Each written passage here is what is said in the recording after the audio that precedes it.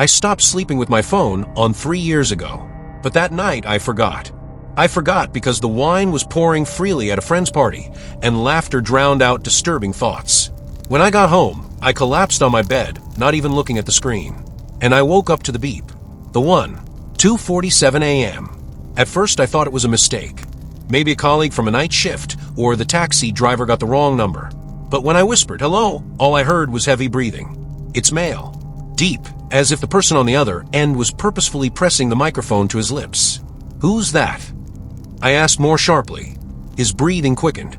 Then a click. The call ended. I looked at the number. Unknown. The next night it happened again. 2:47. The accuracy was frightening. I turned off the sound, but the vibration woke me up. The screen says unknown again. "Stop it." I hissed, but the answer was laughter. Hoarse, cracked as if through a rag. "You look beautiful in blue," a voice rasped. I froze. I was wearing blue pajamas. "Who are you?" "Sleep well," he whispered. "I'm watching." I checked the apartment this morning. The motion sensors on the alarm were silent. There are cameras in the entrance too. The police shrugged their shoulders, blocked the number. But he called from different locations. A week later, the first photo arrived. At night, to an unknown number. I opened it at 3:14. Me, in my bedroom. His back is to the camera. His hair is disheveled. Taken through a window. But I live on the 14th floor. The next photo came 2 days later. I'm in the shower. Fog glass, silhouette behind the curtain. Caption, "Are you warm?" I called the installer to check the ventilation. He found it. A small camera built into the smoke detector, with a selfie mode. "It's not our job," the installer paled. "There's a built-in microphone, and the transmitter." I smashed the camera with a hammer, but the calls continued. 2:47. "You ruined my eye." The voice sounded like the rasp of metal. "But I have a lot of them. What do you want?" I gripped the phone so tightly that my fingers turned white. "I want you to watch." A video dropped into the mail. I opened it without breathing. My mother's apartment. She's sitting in the kitchen drinking tea. "The shooting date is today. If you call the police, I'll cut off her fingers," he said. "I'll start with the little finger." I'm writing this right now in the car parked outside her house. There's a knife in my pocket. Not for him. For myself. If he's really there, I won't let my mother become a hostage. But there's a light on in her bedroom window. And the silhouette. Not hers. Tall. With the phone by my ear. My phone vibrated. The phone burned in my hand like a hot coal. I looked at the screen. Unknown. The silhouette in the window raised his hand and waved like an old friend. My heart was pounding so hard that I could hear it pounding in my temples. "Come out," said the voice on the phone. "Or I'll start with my left hand." I opened the car door. The knife in his jacket pocket rested against his hip, reminding him, "You're not defenseless." But what's the use of a knife against someone who knows your every move? The door to my mother's house was ajar. I pushed it with my shoulder, expecting a creak, but the hinges were blurred. It smelled like lavender, her favorite perfume. And something else. Brassy sharp. Blood? "Mom." I called in a whisper. The answer was a knock. From above. From her bedroom, the stairs creaked underfoot. Every step is like thunder in the middle of the night. My mother's phone was lying on the landing, on the second floor. The screen is broken. The bedroom door opened a crack. I nudged her with the tip of my shoe.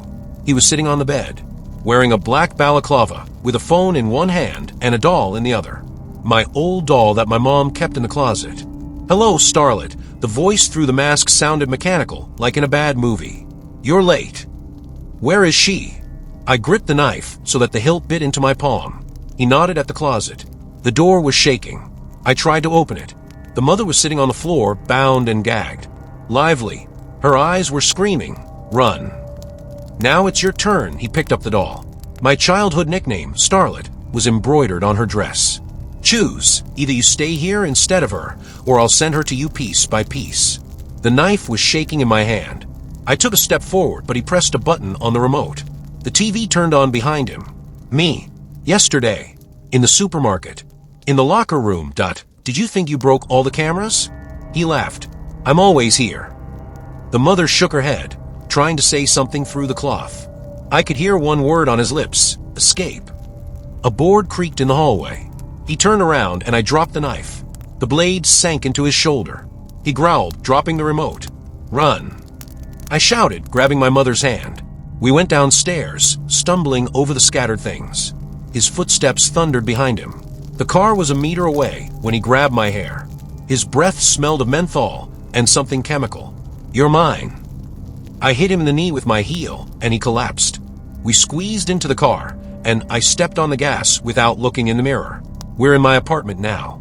The doors are locked, the curtains are closed. The mother is shivering on the couch, wrapped in a blanket. There are rope bruises on her wrists.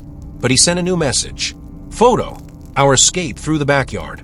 Taken from the roof of a neighboring house. Text: count to 3. We didn't wait for 3. We packed up in 5 minutes. Documents, water, a first aid kit. His mother insisted, "We're going to Mark's." Her younger brother, my uncle, lived in a remote village 300 kilometers away. No internet, no cameras. The perfect shelter. But when I started the car, the navigator blinked. On the screen, the route to Mark's house has already been laid out. The red line is like a blood vessel. "He's in the system," I whispered, pulling the wires out of the cigarette lighter. The navigator went out. The journey took 6 hours. We were silent. Every turn is waiting for an ambush. Every shadow from the headlights is a threat. Mark's house stood at the end of a dirt road overgrown with weeds. He came out onto the porch with a shotgun, but lowered it when he saw us.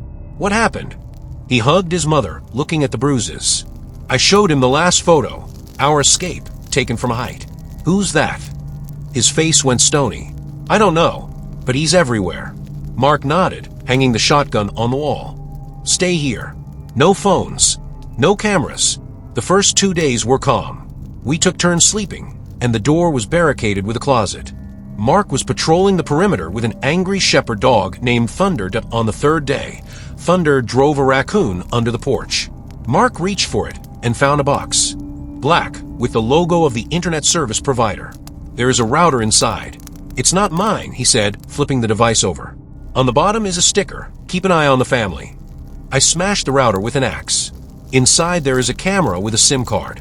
"He's here," my mother said, clutching my old teddy bear. "He's playing with us." I woke up at night to the sound of thunder. Mark was already on his feet, loading his rifle. "Someone's in the woods," he nodded at the window. I walked over. Light flickered between the trees. Flashlight, or the phone screen. "Stay with your mother," Mark went out, ordering Thunder to guard us. The shot went off 10 minutes later. 1. Then silence. Thunder growled, staring at the door. Someone was scratching outside. "Mark." I clutched the knife to my chest. The door shook. Long fingers in black gloves poked through the crack. "Go away," I shouted, pushing the closet open. Thunder rushed forward as the door swung open, but the man in the balaclava shot at him with a trauma rifle. The dog collapsed with a yelp. He entered, holding a pistol to Mark's temple. My uncle was staggering, blood oozing from a wound on his shoulder. "Hello, little star." The voice sounded familiar. Mechanically, "You broke the rules. 3 is my favorite number." He pushed Mark to the floor, pointed the gun at his mother. "Stop." I dropped the knife. It stabbed into his thigh. He groaned, falling to his knees. I rushed to him, tearing off the balaclava. His face was familiar to me. The photo is in my mom's album. The young guy from her prom. Our neighbor, Tom, who died in a car accident 10 years ago. "Hi, sis," he smiled, pulling the knife out of his leg. "Dad still hasn't told you that you have a brother?" Tom clutched at the wound, his face contorted in pain, but rage burned in his eyes. The mother screamed, pressing her hands to her mouth. You're dead." Her voice was trembling. "Dad told everyone that, didn't he?" He laughed, wiping the blood away with his palm. "Convenient, isn't it? To plead an accident and lock me up in 4 walls with white coats." I raised the knife, but he snatched the photo out of his pocket. An old, battered one. It shows Dad, Mom, and a boy of about 5. I recognized my father's eyes. "He called you a star, and he called me a mistake." Tom threw the photo on the floor. "Too aggressive. Too curious." Mark groaned, trying to get up. Thunder was wheezing at the door. "Dad worked for them." Tom kicked the photo. "Those who implant chips in children to control anger." And I was their first success. Until he ran away. The mother began to sob. I remember my father's business trips, his conversations on the phone behind closed doors. "The project is stable. A replacement is needed." "You're lying," I whispered. "Dad doesn't. Don't you believe me?" Tom took out a key card with the Neurostandard logo from his pocket. Checked the safe in his office. Everything is there. He threw the key at my feet. I don't want to kill you. He raised the gun, pointing it at Mark. I want you to know, and then decide which one of us is the monster. Tom ran out, slamming the door. We heard the roar of an engine as it disappeared into the woods. We're in my father's office now. His mother refused to go, staying with Mark. The safe is hidden behind a landscape painting, which Dad called a reminder of important things. The key card came up. There is a folder inside. Project Stabilizer. First page, Tom's childhood photo. Diagnosis, uncontrolled aggression syndrome. Report. After implanting the chip in the amygdala area, the subject demonstrates obedience. The side effect is amnesia. It is recommended to erase the family's memory. On the last page is an order for the disposal of subject T01 after the escape. Father's signature. I dropped the folder. An envelope slipped out of it. A letter from Tom, written in a child's handwriting. Dad, I remember everything. Come back. The phone vibrated. Unknown number. Did you find it? Tom sounded tired.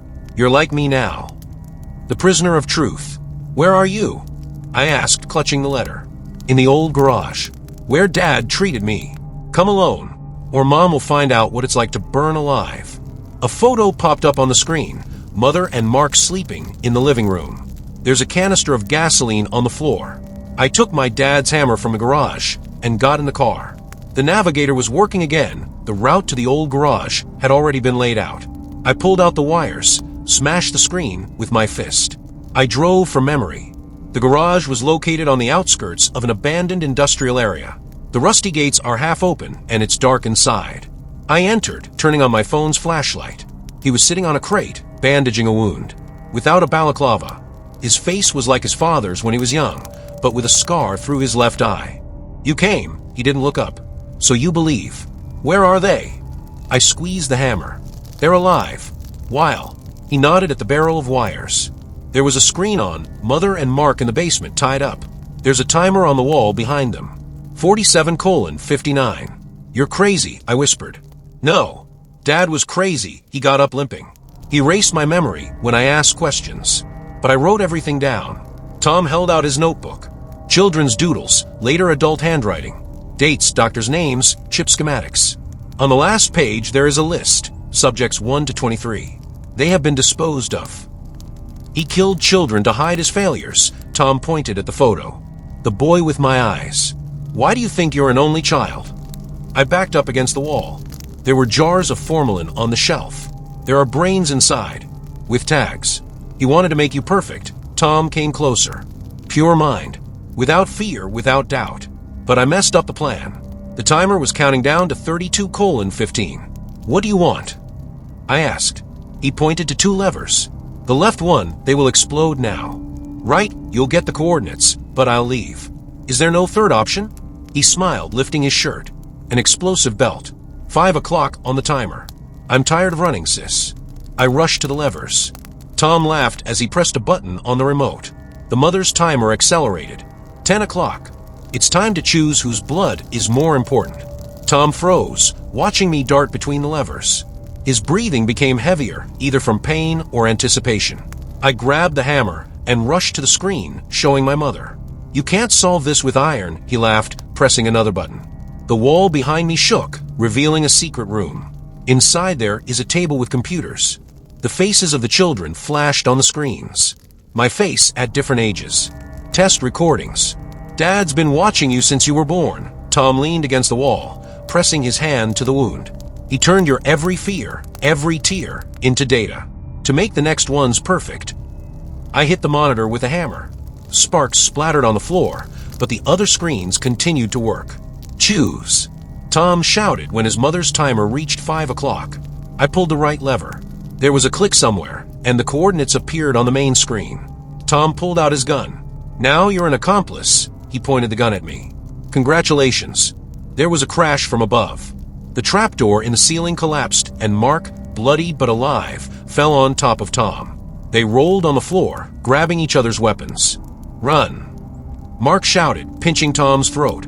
I rushed to the computers, finding remote access to the basement in the system. The cameras showed. The mother pulled out the gag, biting the rope with her teeth. She was crawling towards the door when the timer stopped at 0:47. Explosives false. Tom broke free, shooting Mark in the leg. It was a test. I grabbed the lever and pulled. The garage shook. Plaster fell from the ceiling. "You killed us!" Tom shouted, but he was drowned out by the roar of the engine. A truck crashed into the gate. "The mother is driving. Sit down." She opened the door. I jumped into the cab. Mark dragged Tom towards us, but he shot at the tires. "Go ahead." Mark pushed me away, staying with Tom in the crumbling garage. We sped off, leaving a fireball in our wake. Mark's figure flashed in the mirror, pulling Tom out of the flames. We're in a remote motel right now. The mother sleeps, hugging the bear. As I write this, I'm looking at the flash drive I pulled out of Tom's computer. It says Project Stabilizer. All the data. I just received a message from an unknown number. He's alive, and he will come.